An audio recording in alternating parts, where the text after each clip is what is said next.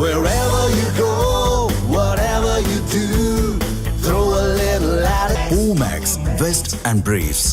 இளைஞர்களின் பற்களை பிடுங்கிய வழக்கு விசாரணைக்கு தொடர்ந்து ஆஜராகாத IPS அதிகாரி பல்வீர் சிங்கிற்கு நெல்லை குற்றவியல் நீதிமன்றம் கடும் கண்டனம் தெரிவித்துள்ளது.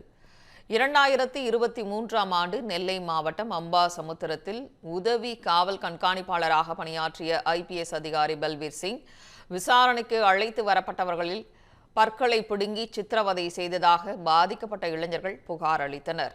இது தொடர்பாக மாநில மனித உரிமை ஆணையமும் தாமாக முன்வந்து விசாரணை நடத்தியது. பற்கள் பிடுங்கப்பட்ட விவகாரம் தொடர்பாக நெல்லை மாவட்ட CBCID போலீசார் 4 பிரிவுகளில் வழக்கு பதிவு செய்து விசாரணை நடத்தினர். இந்த வழக்கு நெல்லை முதலாவது குற்றவியல் நடுவர் நீதிமன்றத்தில் நீதிபதி சத்யா முன்பு மீண்டும் விசாரணைக்கு வந்தது.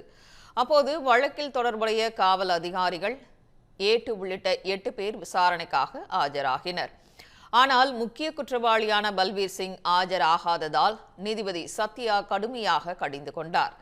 மேலும் அடுத்த கட்ட விசாரணையின் போது IPS அதிகாரி கண்டிப்பாக ஆஜராக வேண்டும் என உத்தரவிட்டு வழக்கு விசாரணையை ஆகஸ்ட் 5ஆம் தேதிக்கு ஒத்திவைத்து உத்தரவிட்டார்.